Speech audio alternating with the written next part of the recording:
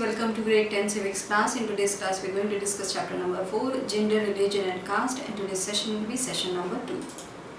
So इससे पहले के सेशन में हम लोगों ने डिस्कस किया कि किस तरीके से the work between men and women is divided based on the gender जो है bias उस पर based जो work है वो divided है and ये सोचा जाता है कि women can only work वो घर का ही काम कर सकते हैं and जो men हैं वो बाहर जाके वो काम करते हैं. In our country, women still lag much behind men despite some improvement since independence. Ours is still a male-dominated patriarchal society. तो हमारी जो country है उसमें still बहुत सारे changes हुए हैं. If we think about जो पुराने ज़माना था उसमें बहुत सारे चेंजेस हुए हैं सिंस इंडिपेंडेंस. बहुत जो वुमेन हैं अब काम कर रहे हैं, हर जगह पे वो एक्टिव हो रहे हैं, बट स्टिल वो लैग बिहाइंड कर रहे हैं मेन के. स्टिल बहुत there is a long way to go जब दोनों सेम लेवल पे होंगे. And nobody has to think about women empowerment और इन सब की बातें करने की ज़रूरत नहीं पड़ेगी because it's a natural thing कि दोनों को बराबर होना चाहिए, दोनों को बराबर के काम करने चाहिए.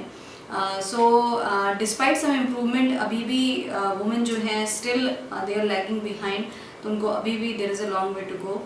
और स्टिल मैन जो dominated male dominated patriarchal society है वो है. यहाँ पे मेल ही हर चीज़ में आप देखें तो अल्टीमेटली वो ही डोमिनेट कर रहे हैं अभी भी. Women face disadvantage, discrimination and operation in various ways. तो जो वुमेन है वो फेस करते हैं disadvantage of being a women.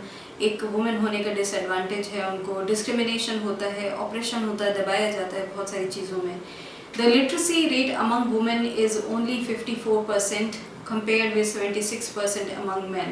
तो जो literacy rate है among women वो केवल 54% है अगर कंपेयर करें जो 76% है among men. तो वहीं पे हम देख सकते हैं कि कितना डिफरेंस है लिटरेसी रेट में भी. कि वुमेन जो लड़कियां हैं बचपन से इनको बोला जाता है कि तुमको घर का काम करना है तो उतना ज़्यादा पढ़ने की ज़रूरत नहीं है, ड्रॉप करवा दिया जाता है स्कूल से. So that is why we see कि वुमेन का जो परसेंटेज है लिटरेसी का वो ओनली 54% है एंड मैन का 76%.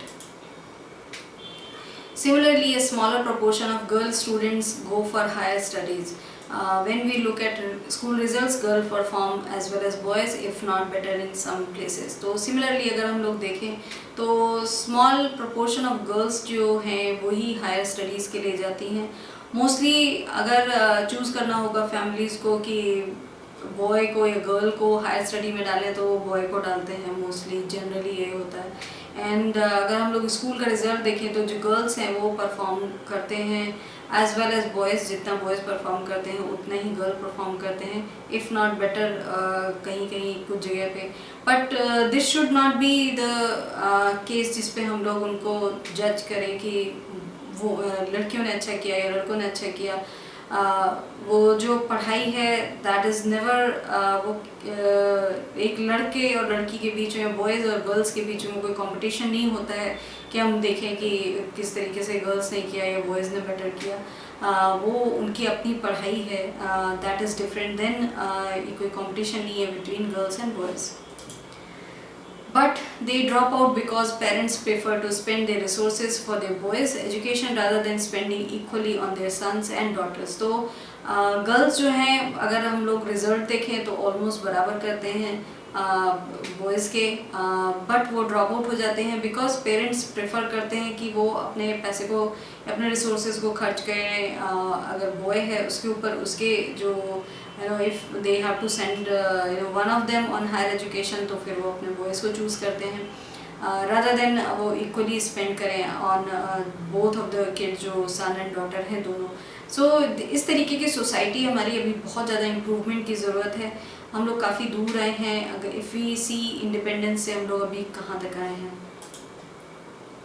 No wonder the proportion of women among the highly paid and valued job is still very small. तो ये कोई दैट इज़ सिंपली नॉर्मल की जो प्रोपोर्शन है वुमेन का among the highly paid jobs जो हैं, ये कोई नॉर्मल जॉब नहीं जो उनकी बात नहीं कर रहे, अगर हम लोग हाईली पेड जॉब्स जो हैं अगर उनको देखें तो अभी भी जो वुमेन है वो काफ़ी कम उसमें उनका रेशो है जहाँ वो लोग हाईली पेड जॉब्स में काम कर रहे हैं।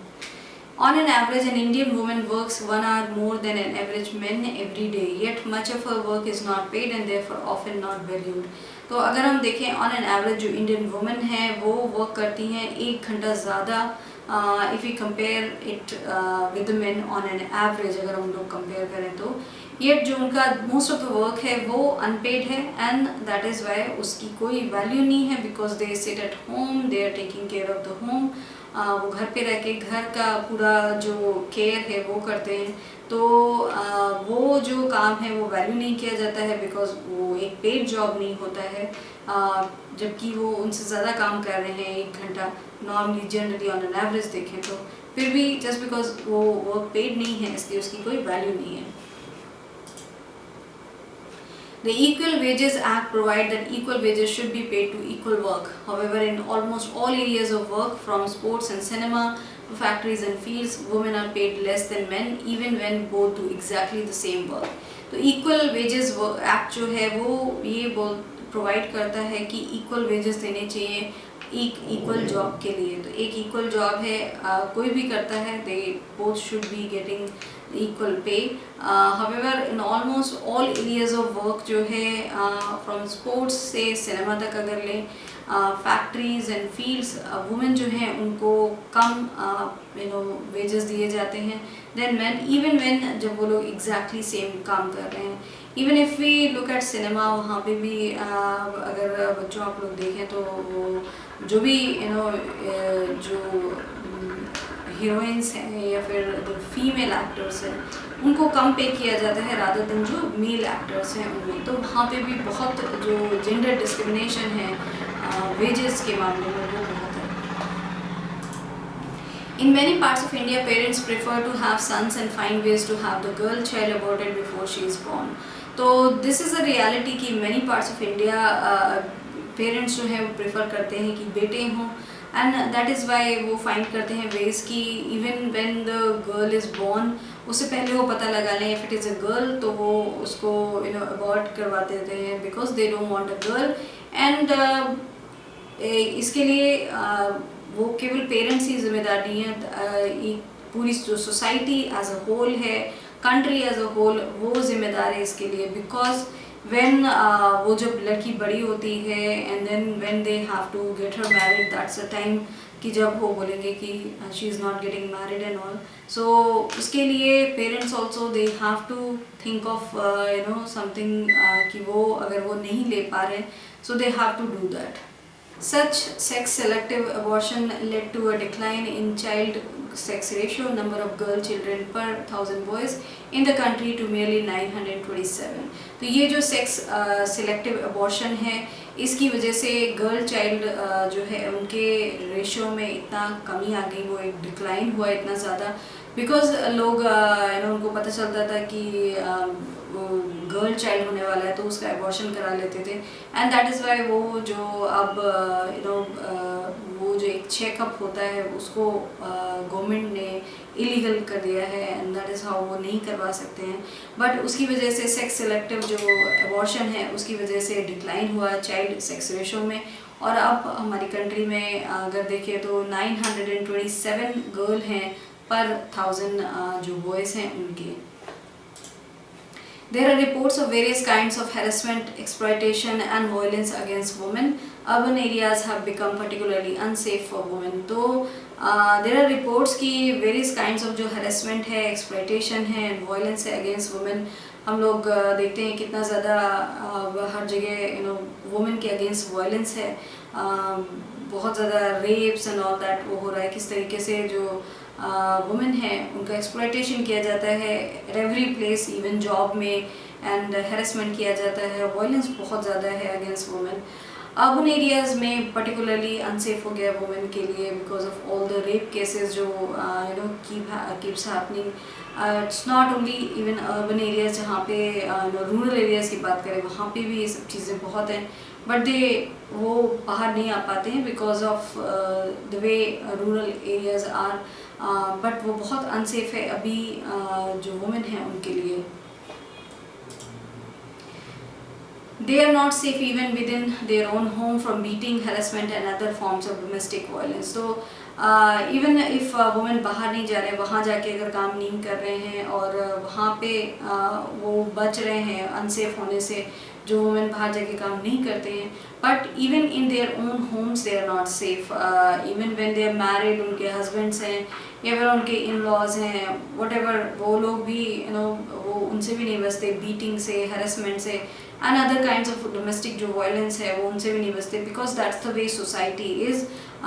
ये एक मेल डोमिनेटेड सोसाइटी है जहाँ पे गर्ल को माना जाता है कि उसको जो भी मेल है वो जो बोलेंगे उनको करना पड़ेगा. And that's how the Indian society is. So this is all that we have discussed in this session कि किस तरीके से since independence हम लोगों ने काफ़ी changes आए हैं society में कि आज if you see the girls जो हैं वो सारे job कर रहे हैं almost जो men कर रहे हैं, but still we are lagging behind. बहुत सारा we still have a long way to go. So that's all we have discussed in this session. Thank you.